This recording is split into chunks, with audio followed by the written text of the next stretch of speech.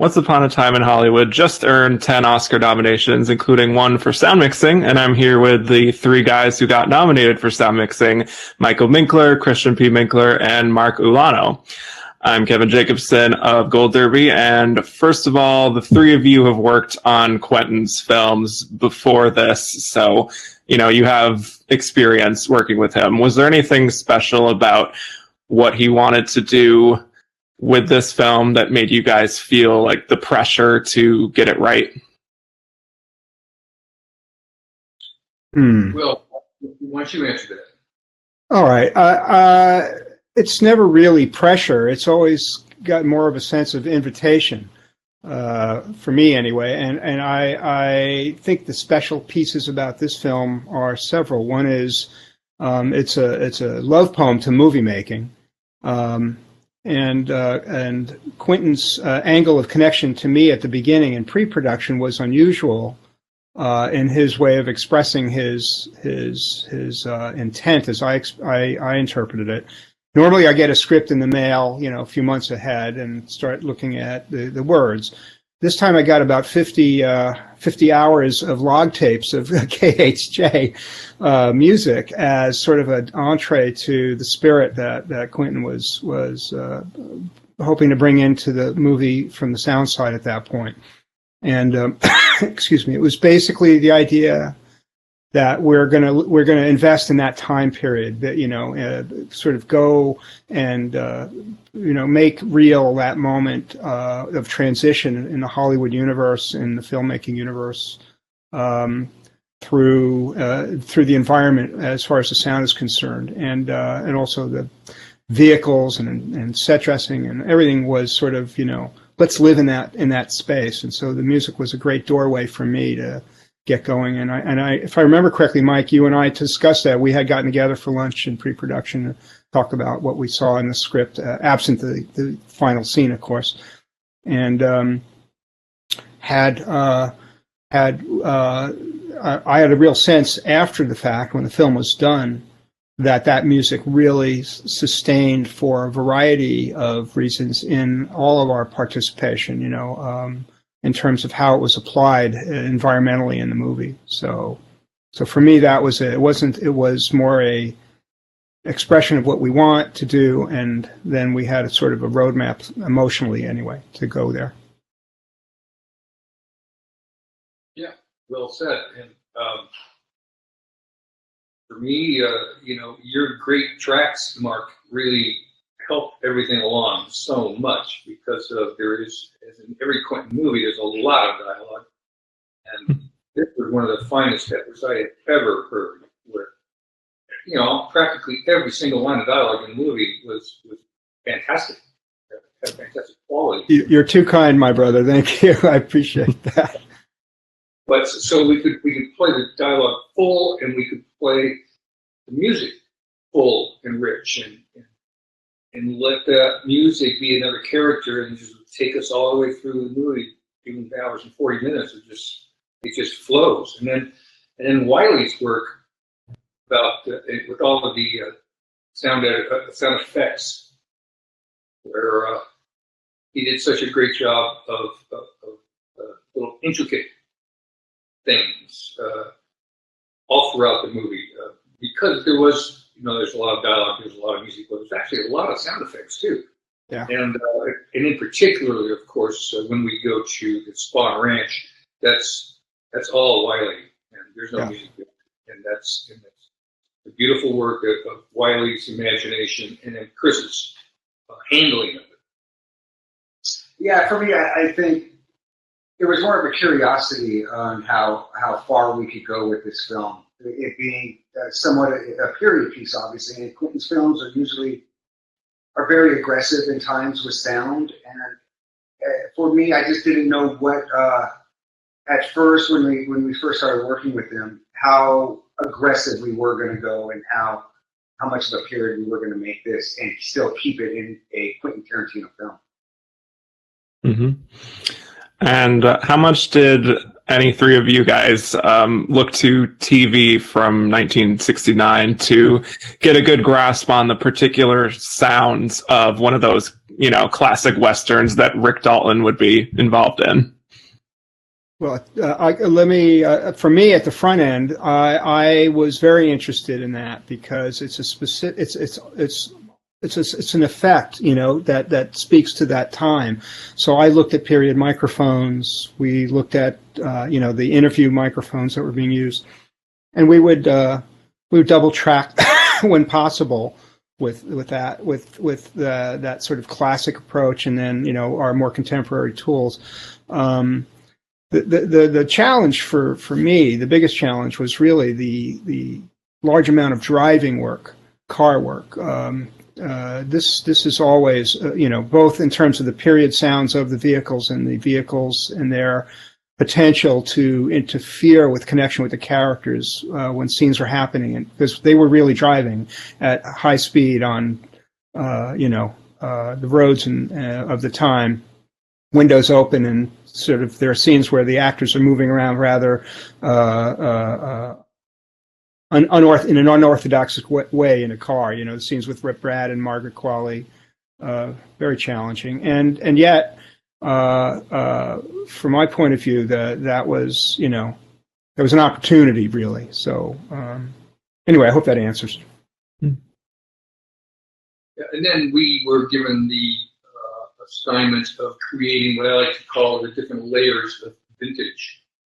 So between Wiley's team, who were working on the dialogue editing, and Chris's work, and then Mark's original tracks, we were able to create the different levels of vintage. It was whether it was mono, it was 5.1, it was 3.0, it was 7.1 formats, it was higher quality, it was lower quality. So we, as an audience, get to really feel what things sounded like in 1969. The music broadcasts that were used, and the dialogue, the radio broadcasts that were used, as well as the fact that we had so many different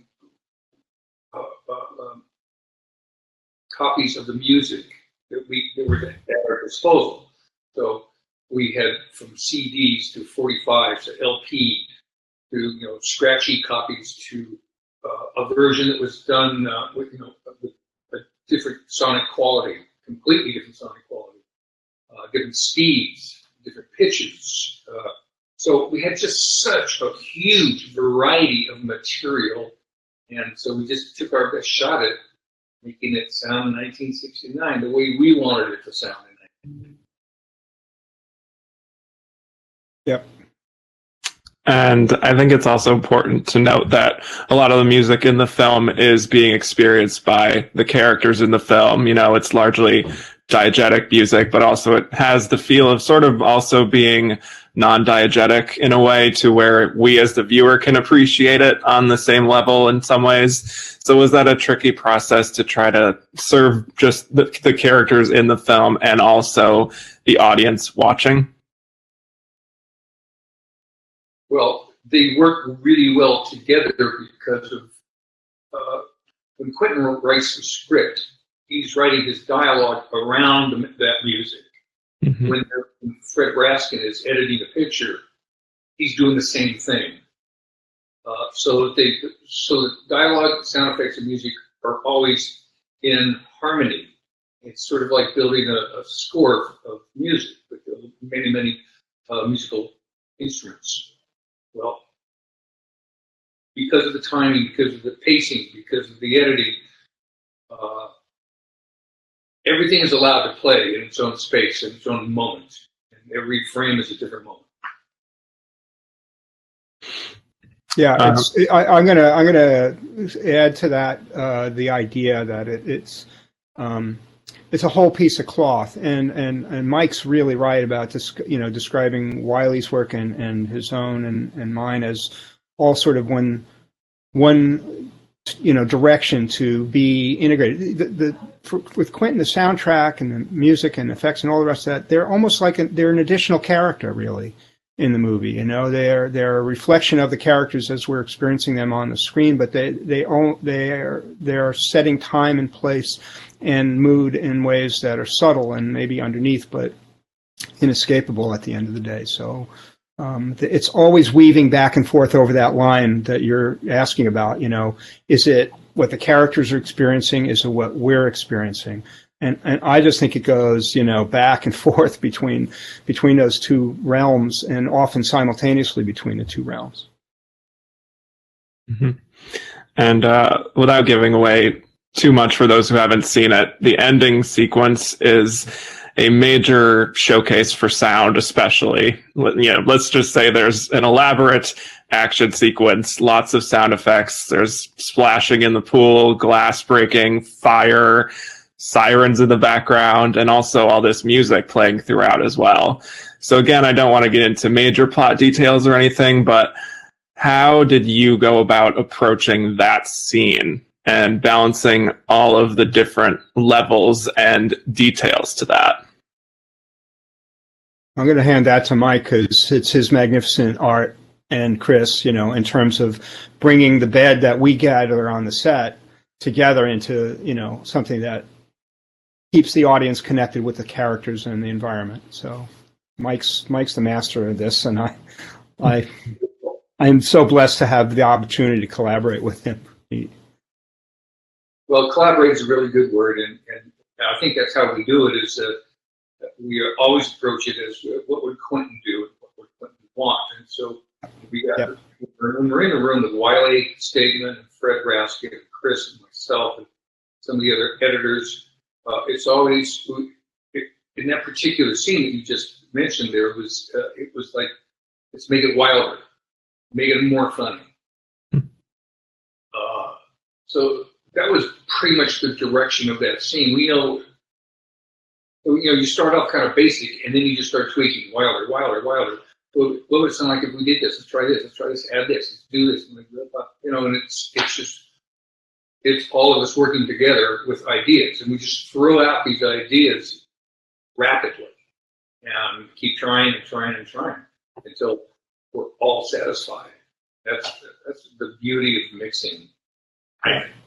It's the special dance, he's so humble about this, but the special dance on the Razor's Edge to dance back and forth between the intensity of action and the comedy underneath the action, you know, to keep it intense, but to keep it funny with that kind of material, again, without disclosing, you know, spoilers, is it's a kind of magic. It's music, really. It's musical. It's a musical approach to the components that create the sound effect, as opposed to a technical approach. You know, staying inside the story and the characters is always, and Quentin's ideas being expressed in a direct way drives the bus. And without giving too much away, like you said, of the end, we could not go too far with what was happening with the action. It seemed like when we got to a certain point, let's try something else. Let's see how far we can go and see where too far is. And we never reached that. It never got too far. And it never got too funny. And that's the kind of it didn't get funny enough. It was always doing what it was supposed to do. And that was a process of, like I said, trying everything and really leaving it all out there, leaving it all on the table. And it's also a lot of fun doing it because we know that if we keep Quentin laughing, we're doing good. And he loves to laugh at his movies. He loves to laugh at his stories. He loves to laugh at everything. He just loves life. And so when Amen. He's with us, he's just like having the greatest time. If I start to sense that he's not comfortable, or that he's moving down a little bit, in a little bit more seriousness, I worry, and I start thinking in my head, okay, there's something I got to fix. Let me figure it out. And then fix it, and then until he gets back to laughing again. That's so well said, Mike. I experienced the same process on the set. You know, is that you're engage. It's like being in a jazz band, really. You know, there's this improv state that's always kind of a state of joy. The motto is we love making movies. But it's a serious business, loving making movies, you know, and so you're always floating on the challenge of the moment, because there's always going to be some, there'll be some unexpected need to occur that reveals itself once you're actually gone past the blocking and the physical dynamics of the scene are actually revealed, and what we need to do for this shot and these shots that come together. And so Quentin's really great on allowing enough time and access for prep and being prepared for all that you can know before you get there. But that's sort of like a doorway to get there, and then still have, with all of that, this window of discovery that's going to happen. That's, what's really going to, what's Leonardo going to really do here? The scenes with Julia Butters and Leonardo, if you just sort of describe them, it's two people sitting in a chair talking, but they're riveting. They're riveting because of his dialogue and their dynamics and what the actors have done with those tools. And so how do you deal with that when you're, there's going to be horses going, but there's all these other elements that are significant, but you want to make sure that they stay in balance so that we stay inside the connection with the characters. And so Quentin's always throwing challenges at you at every turn. And it's a subtle thing. Mike's right. You're watching, is there little tonality in his mood that's just kind of coming down a little bit? Okay, let's solve that. Let's figure that out. Doesn't even need to be a conversation. Sometimes it's just a look, or you feel it, and he creates that environment. It's wonderful. Mm-hmm.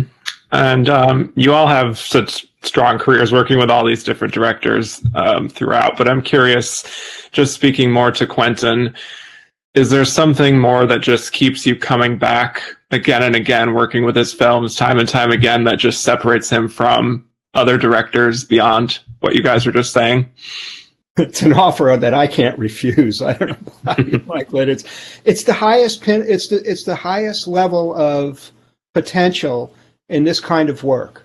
There's not a lot of work in our world is colored by conflicting elements, personality, politics, resources, and all the rest of that. On Quentin sets, there's a purity. There's like, that noise is not there. We're there about making it the best we can, everybody included. There's no territory. Egos are not acceptable if they're out of bounds, or if they're not channeled towards the best work. There's an intense sense of collaboration between the departments instead of, this is my turf, stay off it. And so when you have that environment, everybody brings their best game. They're at their maximum intensity of contribution, and it's almost a unique thing, because he has that autonomy in his production, so that isn't, that other stuff, that peripheral noise stuff, metaphorically, does not invade the space. Respect the space, respect the actors, respect the words. No phones on the set. No interruptions to the sacred space of what we're creating here, this moment. And that is so inspirational. I wish we could inject the rest of our beloved industry with that at some level, but with him, it's the true thing. It's authentic. It's a wonderful environment. Yes, and he's very disciplined about it. Very. No one works harder than him. No one comes more prepared. He is so ready. Without ever stressing, he's just a happy guy, and he just loves doing it all day, every day. And with the intent, obviously he has incredible intent in his filmmaking and the way he shoots, the way he edits, the way he cuts. So when he gets to the stage and we present him with something and he likes it, that, okay, it's meaningful. And then it gives you the opportunity, okay, can you take it further? And if we can take something a little bit further that maybe he didn't think of, and he makes it that much more enjoyable for him. It's a good feeling knowing that we kind of were able to let him go that much further in something that he is so passionate about and something that he knows has to be right. Because he's not going to say, that's good enough for now, or that's okay. It's got to be right. So when Quentin says it's right, you've done something right. You know, it's a satisfying feeling to be around that. He's comfortable in his own skin. He's invitational to the best idea in the room. In fact, there's a joke. It's a running gag, you know. But it's, you know, if you bring him an idea, anybody, it could be the third electrician. You know, if you bring him an idea and he uses it, you know, you get $5. It's a really high bar, though. You don't cross that line too easy. But he's invitational. He's comfortable in his own skin and doesn't feel his territory as a creator is invaded by the contributions of the group of people he's assembled to come help him make it happen. So he gets the resource of the humans around him wanting to make it his way, the best way they can. It's, you know, wonderful. Yeah, I could see why you keep coming back again and again. So Michael, Christian, I want to collect the whole set is really. Yeah, I know, right? Congrats again on your Oscar nominations. Congrats, Mark, as well, for your double nomination. You're also nominated for Ad Astra, which is incredible. But thank you for talking to Gold Derby today. Appreciate it. By the way, I don't know if you know this, but aside from this being a father-son team who have been nominated together, they're also, if you don't mind me, you know, mentioning this, third generation. This is a beloved and creative dynasty that you're witnessing here. That's incredibly unique. So I think you shouldn't make your viewers aware of how special that is. The family nature of that is fantastic. So anyway, I just wanted to mention generation because my father did it, but also my grandfather. So Chris is actually fourth generation. But I was, in 37 years ago, I was nominated with my two uncles for the movie On. And it was the only time in the history of the Oscars that three family members were nominated. So here we are. Years later, we get two of us. You're carrying on a tradition. The Minkler family is awesome. They've really advanced.